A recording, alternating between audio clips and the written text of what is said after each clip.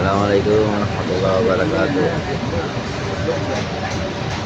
Good morning guys. Bali dito sa isa ng umaga dito sa Makkah 6:30.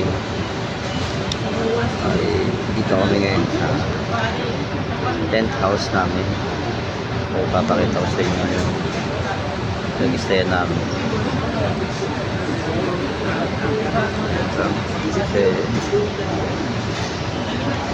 Ayan, ito yung kasama kong vloggerist.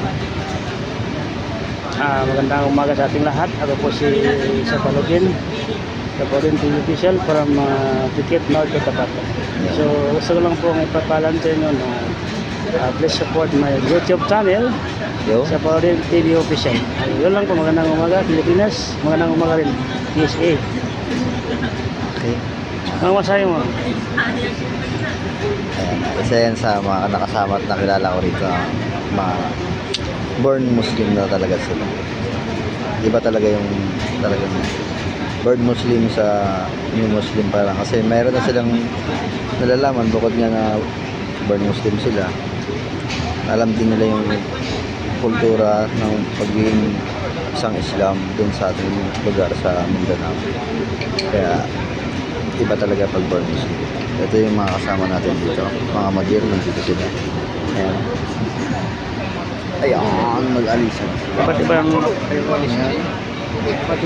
tribo dito. Usog,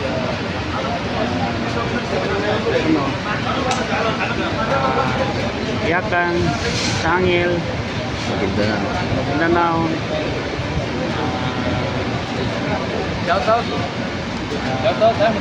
Shutdown. Shoutout sa mga kalbo dyan. Ayan na.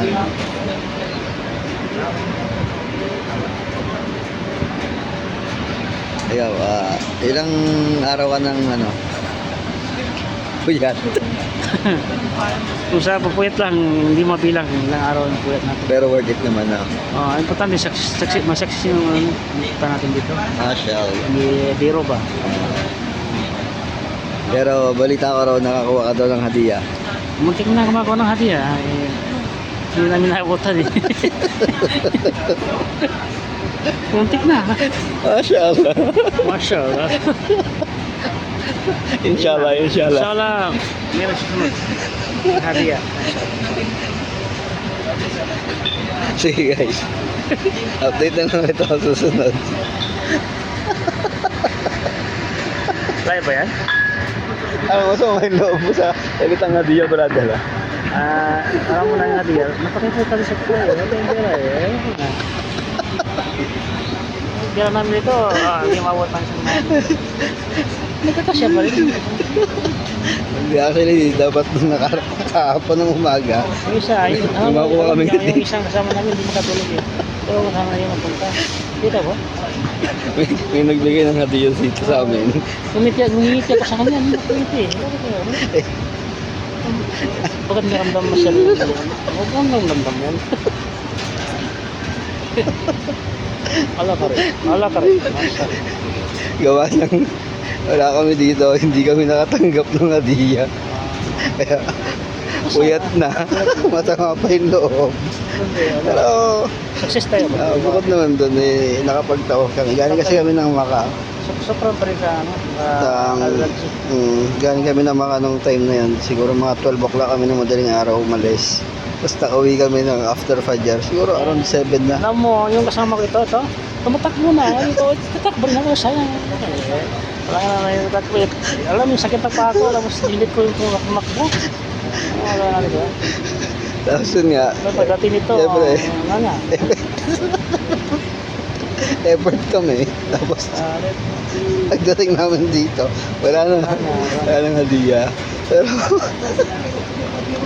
Sana yung kasama namin, wala. Hindi na magamitin eh. Parang tulala siya. Iwas support tayo kasi. Kaya, yun. Ito siya, magpunta tayo dito. Pero yun na nga, kadar namin yun kasi siyempre hindi natin inaasahan yung mga ganung bagay. Bagamat walang hadiah, at least natapos namin yung pagtatawaf namin tsaka yung sign namin na kailangan talagang matapos nung araw na yun. Hindi naman nung araw na yun, pero siyempre as soon as possible kailangan din namin magpahinga. Gawa nga ng talagang puyat Yun nga, kami. Yung pahinga. tulog namin Nakalimutan yung dito, Adidas. iba. Pero papasalamat yun sa Alaraji companies kasi napakaganda ng ginawa nilang pag-sponsor sa mga bawat Muslim, lalo na sa mga Muslim dito na katulad ko, para ma-experience nila yung mong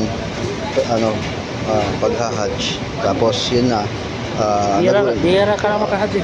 kasi dito kasi after 5 years tsaka ka na ulit makakapag-Hajj, di ba bro? Oo. Kaya Mga taon na maghintay. Huwag ka makahaji.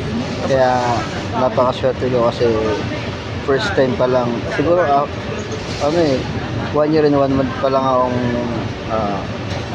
new Muslim, tapos nakasama kaagad ako sa Hajj.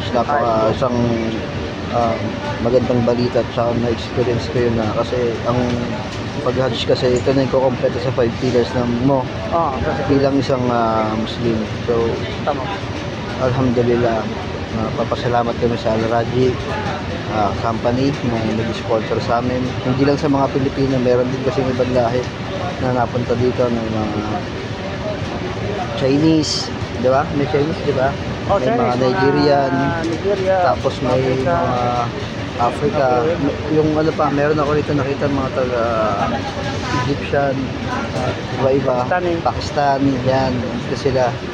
So, napakaganda ng naitulong ng Alaraji company sa amin. Tapos yung pagkain namin wala kang masasabi, magbubukas ka lang ng rep, pwede mong eat all you can, pwede mong kainin lahat, inumin lahat. Pero syempre maging rin tayo, aware din tayo sa mga dapat ubusin, hindi yung takot tikim tayo, lalo na syempre mga Pilipino, kuha ng kuha, ganyan, tapos hindi nauubos. Syempre dapat maging rin tayo, magkaroon din tayo disiplina sa tamang pagkuha ng pagkain. Bagamat nandyan lang sila, mga soft drinks, mga energy drinks, mga noodles, mga chocolates, may ice cream pa nga. So syempre andyan na yun yung mga pagkain, at bigyan na natin ng disiplina yung mga pagkain na pag kumuha, ubusin. Tapos huwag naman yung kukuha ka ng marami tapos nakikita lang yun nasa basurahan, yung iba nakakalat lang dito sa area namin. So yun lang, wala ka naman masasabi sa pagkain. Tapos sa facilities dito sobrang okay, malamig naman yung tent, bagamat sobrang init talaga. Tapos yung service sa amin sa bus, okay naman lahat. Yung pag-monitor ng mga staff dito sa mismong area, napakaganda. So nagpapasalamat kami kay Allah na isa kami sa mga taong napili niya para dito sa Hajj. Ganun din sa Alaraji companies na gumawa ng ganitong programa. So ito nga, sa madaling salita, bagamat hindi kami nakakuha ng biyaya galing kay Alaraji, Ano matawa? masaya pa rin kami.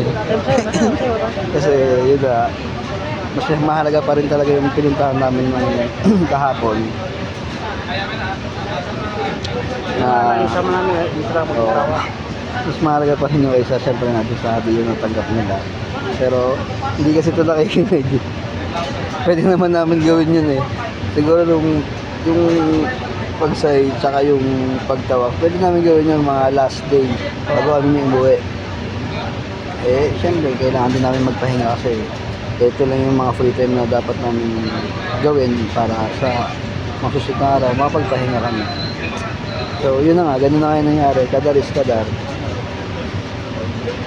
Ganun pa man. Yun ang nangyari kahapon. Bigla dumating yung So, hindi lang kahapon. Yun na ako. So, around 30 person din kami, 40 person. Pero pinalista rin yung mga pangalan namin.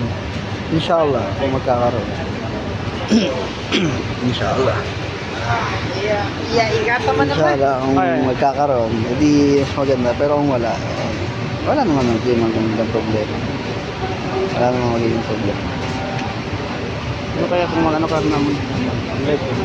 Pero yun isang magandang aral yun na dapat lagi kayong makinig sa mga Amir. Kumbaga yung Amir yung tinatawag na parang leader niya ganun. Kasi kami, sinabihan naman kami na pwede gawin yun sa susunod, ganyan. Pero syempre nga, mas pinili namin gawin na kagad yung pagpunta ng Macca.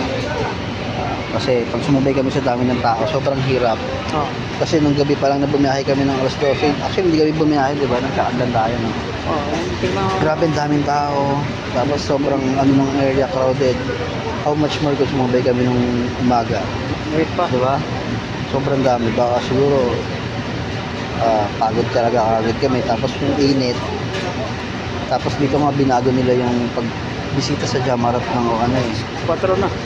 Dati yun, open na yun ng umaga. Ngayon, kahapon pala, sinabi daw na mag-open sila ng 4 o'clock hanggang 11 ng gabi.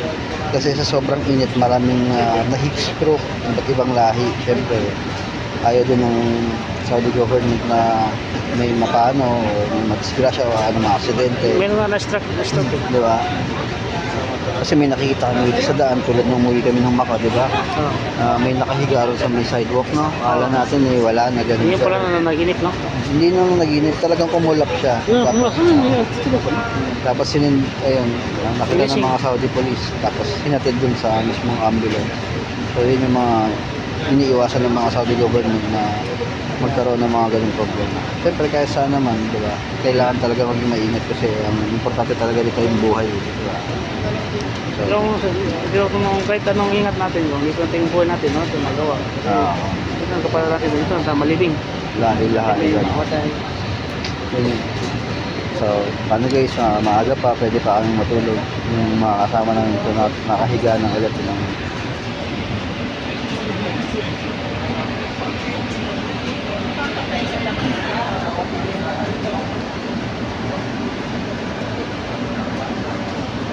diba? Nakapwesto na sila. So, syempre kami hindi kami papahuli. Pwesto na rin. Kasi letap lang mo tayo ng ulo mo. Ay, sipa, ako lang pala. Walang kumain, hindi na kumain. Nagkape lang ako. Sige na, bye-bye muna guys. See you next round videos.